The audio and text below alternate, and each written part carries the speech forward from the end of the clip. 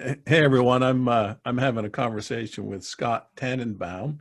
He is the president of the Group for Organizational Effectiveness, and Eduardo Salsa. Did I Salas. Salas? Sorry, Yeah, Eduardo. yeah. Well, Professor and chair of the Department of Psychological Sciences at Rice University, and so I'm so glad to have this conversation with you.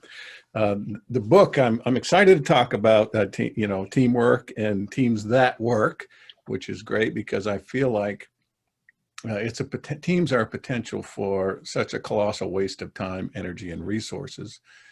Um, so I guess I want to start with what are some of the dumb things we do, the myths, the crazy things, the things we think about teams that really are off base. Well, one of the ones that we see a lot is if we could just get along, and if there was harmony, and we like each other, that means our team is going to be effective.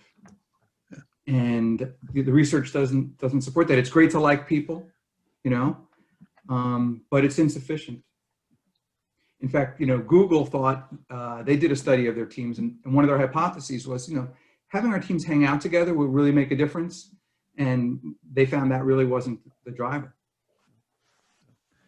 So I don't have to like the people on my team?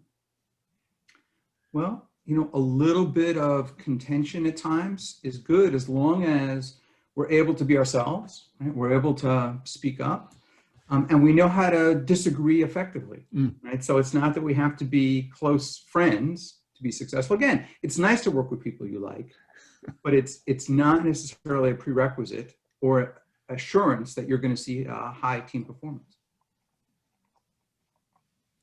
I think about strong personalities on teams, and we think about a good team. Everybody's sort of collaborative and all of that, and then you have these strong personalities that can dominate.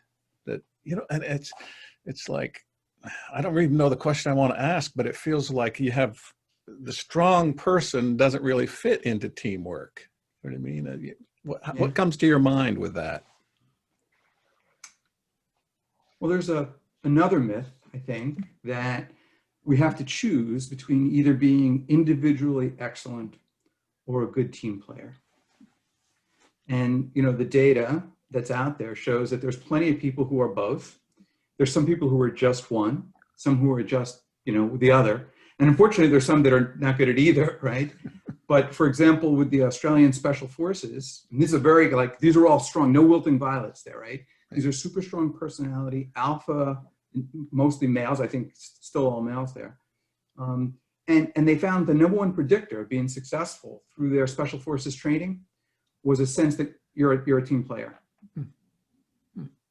So you can be strong, but still demonstrate teamwork characteristics. Yes, help me out with this. So because I know people who are just strong, dominant personalities, and they take over. They don't really work well on teams unless the team does everything they say. In other words, if they're controlling everything, they're totally happy.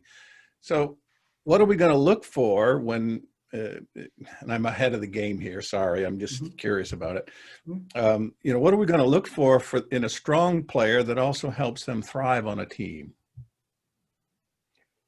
Well, let me jump on that one a little bit. So there is a construct that we call collective orientation. So collective orientation is the disposition that people have to being either collective oriented or not. So if you're collective oriented, you like being in a team, you want to be in a team, you value the input from others, and you seek input from others. So you're collective oriented. Versus egocentric. The egocentric is the so-called lone wolves that no matter what you do, they never engage.